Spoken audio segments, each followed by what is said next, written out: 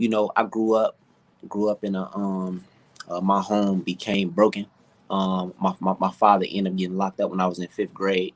Wow. And so like from fifth grade to eighth grade, I didn't have my father, and my father was a real big key part to my life because growing up, I looked at him like Superman, like he was like my role model. You know what I mean? I wanted to be like my father. My father got everything done.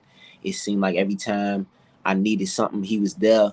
Like toys and stuff, or break at the crib, he'd fix them or whatever the case may be. I looked at him like he could do anything.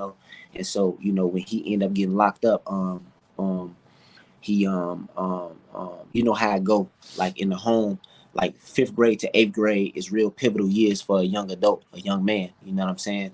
So like when you don't have your father, obviously, you look to other things, you know what I mean? And so I started looking to some of my homies, some of my friends, and a lot of my friends was a year or two older than me, you know what I mean?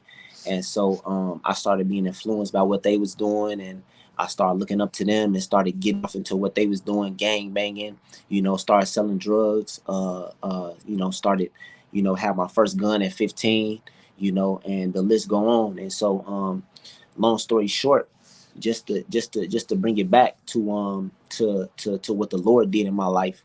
I was 19 years old, and one of my close homies had just got saved, and I always knew God was real. You know what I'm saying? I knew God was real. Like, my granny and them, my OG, even when my pops got out of jail, my pops started really, like started going to church for real, so, like they used to drag me to church and stuff. I used to fall asleep in church. I wasn't, I wasn't, influenced by it. I wasn't captured by it. You know what I mean? So long story short, like I say, when I turned 19, one of my homies got saved.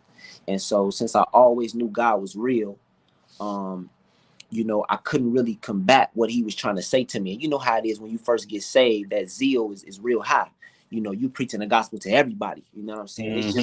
It's just like when you eat like eat something new for the first time. You telling everybody about this new restaurant, because it's something that you experienced that was amazing. You know what I'm saying? So, he was preaching to me and stuff, and it got to the point where you know how it is when somebody got the Holy Spirit and the other person, is dealing with demons and stuff like that.